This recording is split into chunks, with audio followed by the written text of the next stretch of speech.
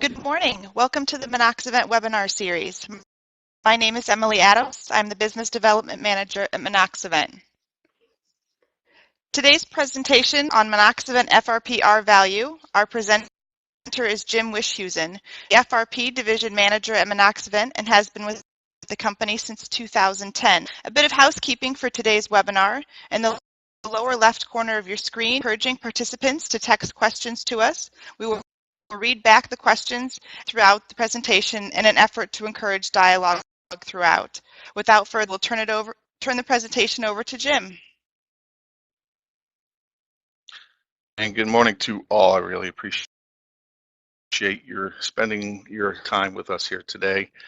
We will be talking about R-Value, and it's an important discussion to have, especially when we talk about underground plastic ducts, because there is some controversy, argument, discussion on the differences that are available today in regards to R-Value, thermal performance, and how this all relates to building code. And it's very important to set everything straight so that we can specify products that actually produce not only the R-Value that they think they're getting, but also fully comply with codes. So that being said, and unfortunately, we do need to talk about some boring stuff, okay? What is R-Value? And this goes back to the mid-1940s when prior to R-Value, everything was talked about regarding insulation was about factor, and that measures heat flow. So introduction of the R-Value term was basically done to make a correlation that the higher the R-Value number, the more insulation it had, in lieu of the what was before, where the lower the U factor number, the better insulation. It was an easier concept to grasp. So if you take a look at that relationship between R-Value and U value, the U value is the inverse of R-Value, and R-Value is the inverse of back and forth. So the next step with that is what's called K-value, and K-value is the definition is the time rate of steady heat flow through a unit area of a homogeneous material, and it goes on. Basically, your R-value is the thickness of the given material, and it's the duct or insulation. It's any given. It's the thickness of that material divided by the K value. Okay. Obviously, thickness of the material is 1 inch. Then R-value inverse of K value. Okay. Enough of the boring. Let's move on to defining some ordinance. We all know ASTM, American Society for Testers. These folks do testing per accepted ASTM test methods on a whole slew of materials and tests. They are the gold standard for when it comes to determining properties of any given material, and it could be anything. The one we're talking about today is insulation value, or R-value. So when ASTM looks at determining R-value, there are a number of tests, as you see here, the C177, the C518, C976, and all of these are very similar in methodology, but the end result is that they all are accepted as the gold standard for testing for heat loss through any given material. In particular, the ASTM C518, that has been tried and tested, and that is exactly what determines how much heat goes through any given material at a specified thickness. It's basically if there's heat on one side of the material and there's no heat on the other, the heat is going to look to go through that material to where there's no heat. This test measures that. Okay, very simple concept, as is R-value. and that's what this test measures. Again, you can see in the scope here, this test method covers of a steady state thermal transmission through flat slab specimen. Cliff note version of that means basically we're putting heat on one side and measuring how much of that heat or energy goes through given material. So if you were to ever take a look how they do this, they use a heat flow meter, as you see here. This heat flow meter has two plates. The bottom one is a fixed plate kept hot, and the top plate has the ability to move downwards. So the sample is put into this, and the top plate is brought down into intimate contact with the specimen sample, and that top plate is kept cold. The difference in temperature between these two plates is 40 degrees Fahrenheit. The entire apparatus is insulated, the door is insulated, and when everything is all set to go, they close the insulated door and they start the timer, and they let it run for approximately an hour. During that time, the heat from the hot plate is going to try to get through the material to get to where there is no heat or less heat, which is the cold plate. So they're actually measuring how much energy is going through this given material. Okay, very simple concept, but from that decay factors, which is how conducive the material is to um, allow heat through it, and the inverse of that, as we saw before, is R-value. Okay, so let me, basically has two plates. One on the bottom is hot, one on the top is cold. They're kept at a 40-degree Fahrenheit difference in temperature, and the sample is placed into this, and the top plate comes down in intimate contact with the sample. And then they close the insulated door and they let it sit this way for an hour and monitor how much energy it takes to keep the hot plate hot and how much energy it takes to keep the cold plate cold. So our exactly measuring is how much energy. The only reference that they have about insulation regarding ducts, they refer to R-value, okay? Nothing more, but they require R-value, okay? Moving on to the Uniform Mechanical Code. In this section E503.4.4.1 about duct and plenum insulation, they reference Table E, that all these duct systems should be thermally insulated in accordance with Table E. If you were to look at Table E, all the values given, again, refer to R-value. Moving on to the International Energy Conservation Code. This is the only code that is applicable nationwide. Most states, if not all, have signed on to the International Energy Conservation Code.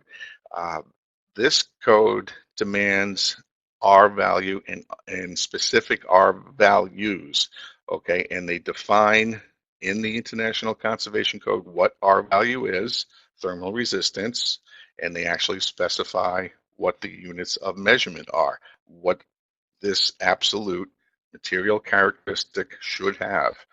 And this is in regards to ductwork. Okay. Now let's take a look at the International Energy Conservation by the International Code Council, ICC for short. If you are not familiar with this organization, ICC are the folks who write IMC, International Mechanical Code, IRC, International Residential Code. There goes on and on and on.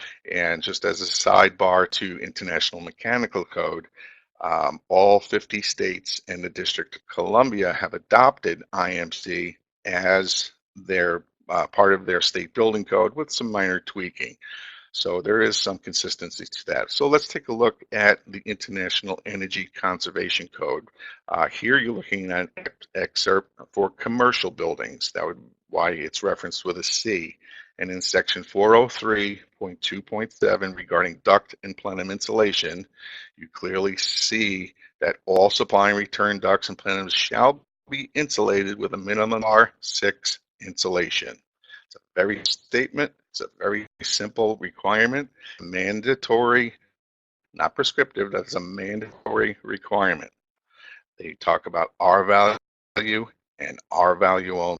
Moving on to the residential portion that corresponds with insulation. Here, insulation is prescriptive, but here they also state that, well, they're talking about ducts and attics that shall be insulated to a minimum of R8, while other ducts shall be insulated to a minimum of R6. Again, referencing R-value. Little sidebar here. What's the difference between prescriptive and mandatory? Mandatory means this, you must, no exceptions. So in commercial buildings, you R-value of R6 in your supply and return ducts.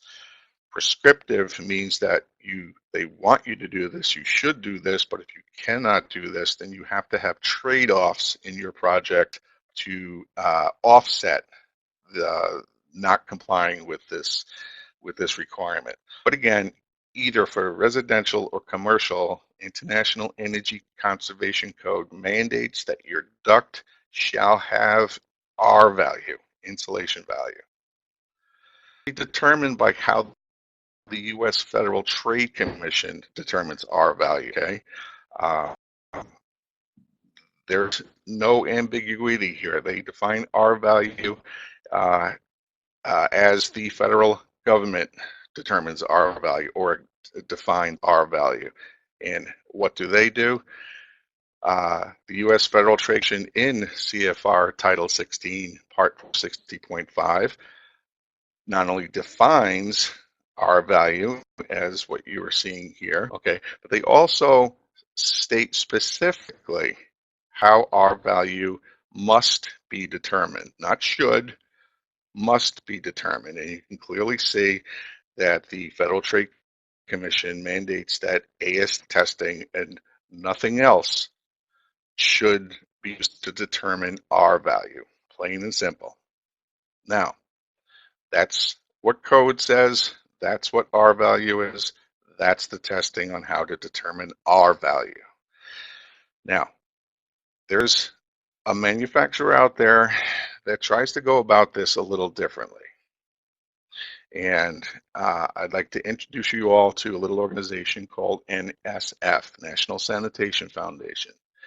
Back in 2008, NSF, with a committee of people on it, developed what's called the P374 protocol, entitled Air Duct Thermal Efficiency Performance. Okay, what is that? So if you take a look at the scope of P374 protocol, it's said that this procedure is to determine the thermal distribution efficiency of air ducts. Okay, you'll notice that there's nothing in there that references R-value. Okay, simply put, thermal distribution efficiency is expressed as a percent difference between the inlet and outlet heat in the duct. And specifically, they're talking about buried ducts. So the premise is that if you take a duct and you bury it in the ground and you pour hot air into it, you will get some hot air out, and the percent difference between the inlet and the outlet is your thermal distribution efficiency. Okay, so this is the actual drawing that's in this protocol that this test is to occur. You are to take two troughs 10-foot long, filled with sand. And in the first trough, you are to put a 10-inch PVC pipe that's wrapped in R10 insulation. Okay, R10 insulation that was known to have R10, which determined by ASTM methods. Okay, that's your base or your control trough. In your second trough, you are to put your test pipe of the same diameter. Okay, and there are temperature sensors at the inlets and the outlets of both of these pipes, and also throughout the sand at different intervals. Both of these ducts are attached to a furnace 150 degree Fahrenheit air is poured into it. And after 1 hour, they measure the inlet and the outlet temperature on the control duct, the PVC duct. There will be a slight difference in those temperatures. And that delta T, or difference in temperature, is expressed as a percentage. And then they go ahead and do the same calculation on the test pipe. Now, here's where it gets a little smoke and mirrors. This protocol states that if the test pipe TDE, or thermal distribution efficiency, is within 10% of the control pipe, then it's said that the test pipe has the thermal distribution efficiency equivalent to that of a duct wrapped in R-value. Nowhere in there did it ever say that the test pipe has any specific R-value. It's basically saying that if you pour hot air into a buried duct and you're going to get some hot air out of it, and if it's equivalent to that of this other duct wrapped in insulation, well, then it's said to have the equivalent thermal distribution efficiency. Again, it's very important you understand this is not determining R-value whatsoever. It's only talking about the air. In fact, my opinion is saying more about the sand that the ducts are buried in and not about the actual duct material itself. Well, through correspondence that I have had with NSF, we talked to Jessica Evans, who is the Director of Standards Development, okay? And she sent us this letter where she clearly states that the PE374 protocol is not an equivalent test to ASTM C5 for testing R-value. And in fact, this protocol should not be used to determine R-value, okay? And we've already known that because as we saw in the International Energy Conservation Code, which mandates R-value, the only acceptable tests are the ASTM test, with the C518 test being the most common, okay? So what's going on here? We have a manufacturer out there that tries to use this protocol to do exactly what Miss Jessica Evans is telling you not to do, okay? Well, it turns out that if you were to purchase some of this other material that utilizes the NSF P374 protocol to justify R-value claims, and you subject it to a proper ASTM C518 test, well, you get some very shocking results. And that's exactly what was done. A sample of this material was sent to a company called Radco in Long Beach, California. Radco is a third-party ICC accredited testing laboratory, and they did a proper ASTM C518 thermal transmission test on this material. This is the same company that did the testing on Minoxavent's double wall underduct. Not only the same company, they used the same machine, did our testing, and it was run by the same technician, okay? And whereas our double wall insulated duct came back at a R6, which satisfies International Energy Conservation Code, the sample provided to Radco that utilizes the P374 to try to claim R-value, their R-value came back at 0.92, okay? This is a far cry from what the P374 states this material has as an R10 equivalent, okay? You see where this is going. This is a problem because you will have this material being advertised or marketed as an insulated product, and engineers are not knowledgeable on the whole energy conservation code or test methods, and the P374 protocol kind of makes them think, okay, this is good to go, and there we are. There's the inherent problem. So moving on, talking again about ICC, or International Code Council, manufacturer wants to make sure that their product satisfies existing building code, in this case, International Mechanical Code. they can have their product evaluated by International Code Council Evaluation Service, or ICCES. And what they do is they find what existing mechanical code is applicable to this product, and they evaluate it according to what's called listing criteria.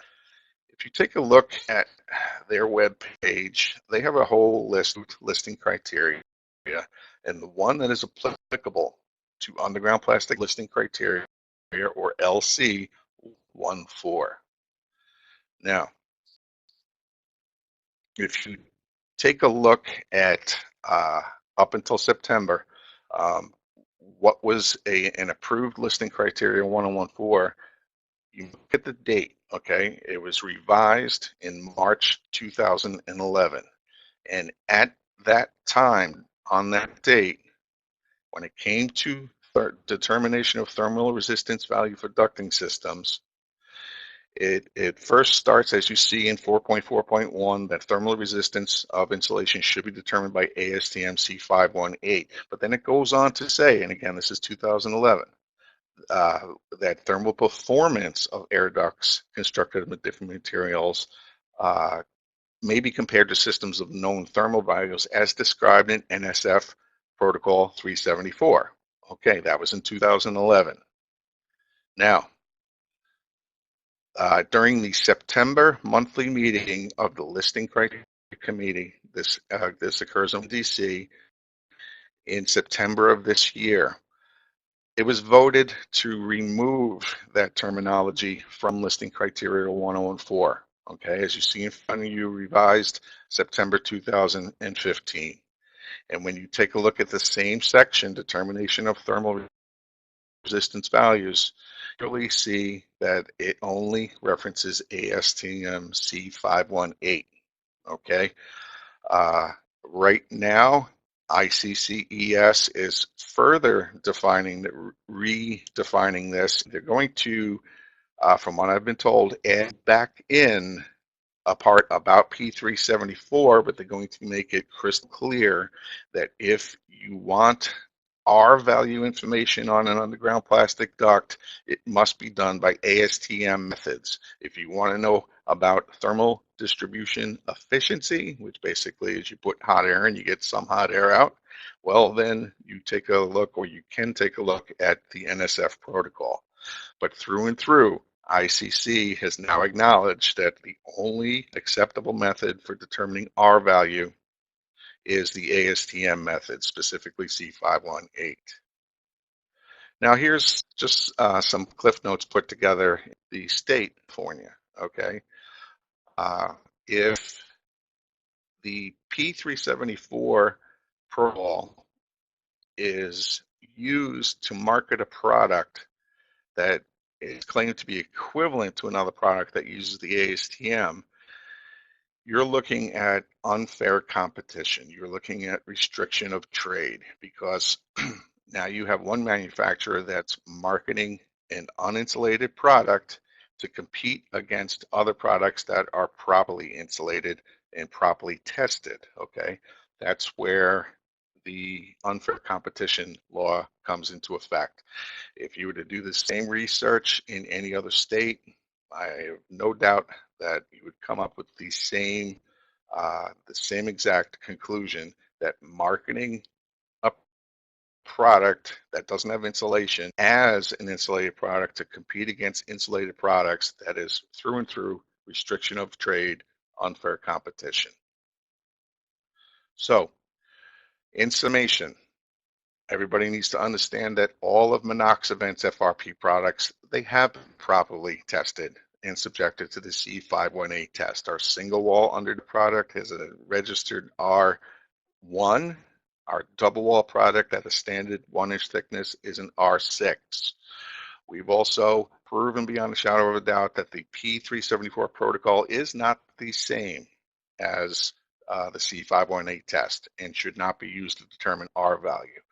We also know that all of the codes you see in front of you here, that the P374 protocol is not referenced at all. R value is.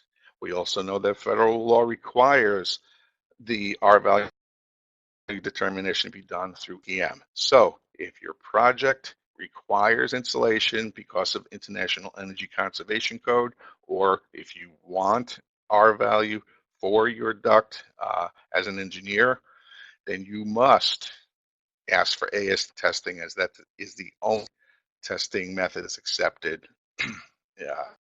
for this value. Well, that being said, I'd like to thank everybody for listening. I'd like to thank everybody I know time is a commodity we never have enough of, and I certainly appreciate your spending time with us today. Emily, I think this is wrap. Are there any questions? It doesn't look like it, Jim. I think we're all done. I would like to thank you all for attending. That concludes today's webinar on Minoxidil's FRP R-Value. Please contact our support team for design assistance, quoting, or any others. Please remember our website, fiberglass-duct.com, is home to a complete catalog and various other resources. This webinar and all previous webinars are on the Minoxidil YouTube channel. These presentations are linked off of our website, fiberglass-duct.com. Click the Dig Deeper tab and click Webinars. Minoxidil has made the decision to hold our future webinars once a quarter. The webinars will be held the first month of each quarter, and as before, they will be on the last Friday of the month. The first webinar of 2018 will be Friday, January 29th. The topic will focus on Minoxidil's extranet system. Join us for a tutorial on the ins and outs of the extranet. We realize you all have busy schedules, and we genuinely appreciate the time you have spent with us. And from everyone at Minoxidil, we wish you all happy holidays.